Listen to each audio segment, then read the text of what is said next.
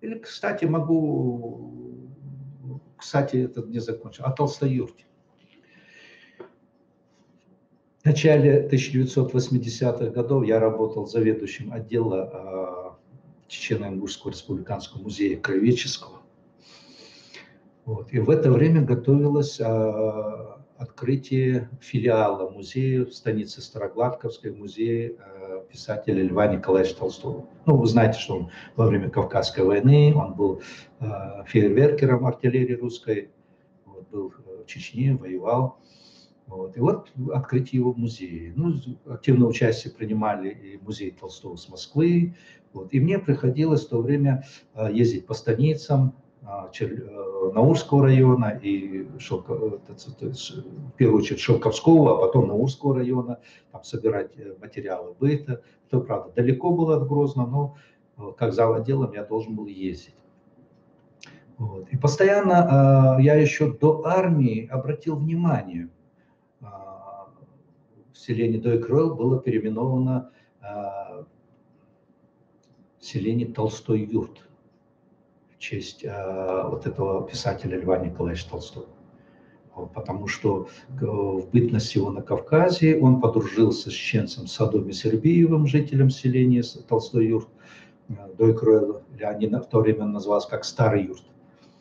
Вот. И вот оно было переименовано Толстой Юрт. Но на трафаретах автобусных и в документах он везде идет Толстов Юрт. И когда я интересовался, мне говорили, ну, по-чеченскому обычно, когда Толстой, по-чеченски произносится Толстого. Ну, объяснили, нормально. И вот когда готовилось открытие этого музея, я езжу в этот самый Старогладковскую, и во дворе, в то время я курил, вот, и вот во дворе я курю, подходит, была старая сотрудница музея. Она, по-моему, начала работать в музее еще до выселения, потом началась война, и она с 41-42 года она была медсестрой в госпитале в городе Грозном. Вот. А потом, после окончания войны, обратно вернулась в музей, всю жизнь проработала в музее. Вот. И уже будучи на пенсии, она сохранилась как-то ее должность, она учила молодых сотрудников, как бы вела опеку. Изабелла Залмановна Пономарева. Вот. Она очень прекрасно знала весь материал музея, естественно. Вот. И вот она подходит ко мне: Руслан, а ты обращал внимание, вот, кажется, скоро открытие музея, вот название селения Толстов Юрт? Я говорю, да, спрашивал, мне сказали, что это по-чеченски вот так, поэтому, вот, но я не понял, если это название дали в честь Толстого, то оно должно на русском языке все равно писаться Толстой Юрт, а тут и на картах везде Толстой. И она мне говорит, ты знаешь, вот подойди к хранителю фондов, главный хранитель фондов была Тамара Визижева. Подойди к ней и попроси папку. Ну, я подошел к Тамаре, взял папку, а папка 17-й год, революция. Я удивился, а зачем? Она говорит, ну, прочитаешь, сам увидишь. Ну, я начал подбирать материалы, и вот как раз подошел к событиям в Дойкре, 17-й год. С турецкого фронта возвращаются русские части. Они проезжают через станцию Черлёна. И вот очередной полк, туда вышли представители из Грозного и казаки. И они, значит, начали уговаривать командира полка, что засели чеченцы, что чечены не дают житья, что вот вы должны нам помочь. Вот. И командир полка принимает решение помочь. Полк разгружает артиллерию, все, и движется к Черлёнскому мосту.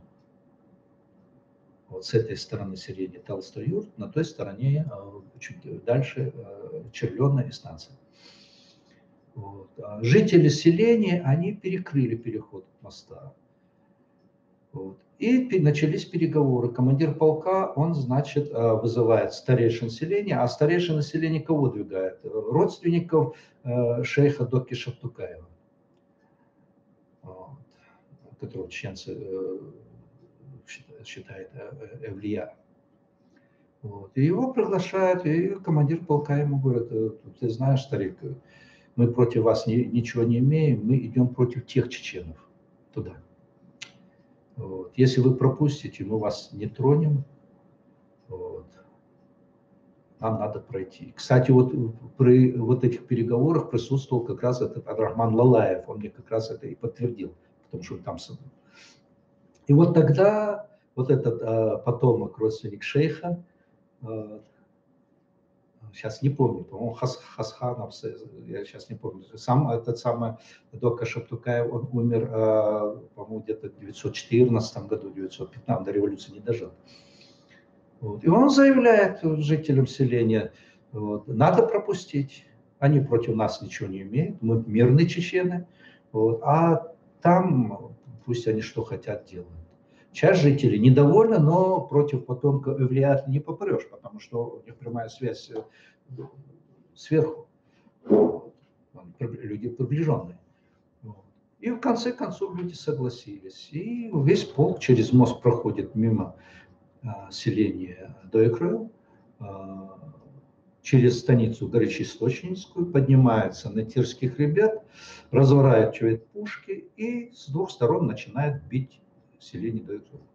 Бьют из-за Терека со стороны Черленой и бьют с высоты селения как на ладони. Вот. Конечно, уже спрятаться негде, люди бегут, стараются спасти свои семьи, стараются бежать на Тереч, до селений, которые к западу от них на Теречном районе. Вот. Разбегаются, очень много погибших. Вот. Чеченцы, которые услышали канонаду там, с Алхан-Юрта, оттуда, Богун-Юрт, они не могут прорваться, потому что на Терском хребте стоят войска, и стоят и пулеметы, артиллерия. Вот. Какая-то часть кружным путем они через Горогорск проходят. В общем, они выбираются оттуда. Вот. Селение уничтожено. Вот. И самое главное, командир этого полка, его фамилия полковник Толстов. И вот когда республика восстановлена, в обкоме и администрации, они знают про Толстого, вот, и специально пишут фамилию Толстов-Юрт. Вот, в честь великого писателя, а дают фамилию этого Толстого. Хотя этот Толстов потом в документах в этих архивных, он был командиром полка у Деникина, активно воевал против Красной армии. Вот. И вот, прочитав вот эти документы, я составил письмо. Вот, но Изабелла Залман мне сказала: ты составь письмо на Президиум Верховного Совета. Вот. И она подсказала: письмо на Президиум Верховного Совета, оно может не пройти. Поэтому копии отправь Министерству культуры России и Музей Толстого в Москве. Я так и сделал, это письмо отправил. Через некоторое время звонят в музей, меня приглашает Мирчева. Она как раз занималась вопросами культуры. Вот. А у нее муж бывший министр, по-моему, финансов, или министр торговли был. По-моему, торговли он был в республике, Мирчев.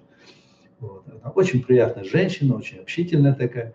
Вот. В возрасте, мужа уже не было у нее, он умер. Вот. Я прихожу к ней, она улыбается. Руслан, а кто тебе подсказал? Я говорю: никто не подсказал, я просто документы поднял, потому что я ответственен за музей Старогладковской, и поэтому как раз вот эти все вопросы мне приходится рассматривать. Конечно, мне в голову не пришло бы посмотреть документы. Она, значит, говорит: нет, кто-то тебе, наверное, подсказал это дело. Вот. И смеется. Я говорю: а вы что, знали? Она говорит: а все знали, говорит. Оказывается, знали работники, кроме чеченцев и гушей, они смеялись. Вот, и вот этот Толстов-Юрт так и жил. И после этого как раз этот вопрос подняли. Но самое интересное, что происходит. Буквально через несколько дней ко мне приходят несколько человек, пожилых, ну не старых, ну для меня пожилые, это лет 50 люди. Вот, из Толстов юрта. Вот, и говорят, вот зачем это менять, это большие растраты, это печать сельсовета, это все документы надо менять, все такое, вот зачем этот вопрос.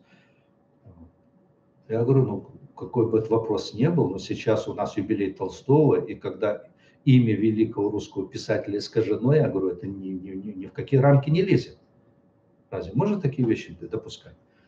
Вот. В конечном итоге название селения восстановили к открытию этого музея, потому что и музеи в Москве заинтересовались сразу, Министерство культуры России заинтересовали, что искажена фамилия Толстого. Вот такой случай. Но таких случаев было много, и, может быть, время, если будет, мы еще не раз об этом поговорим и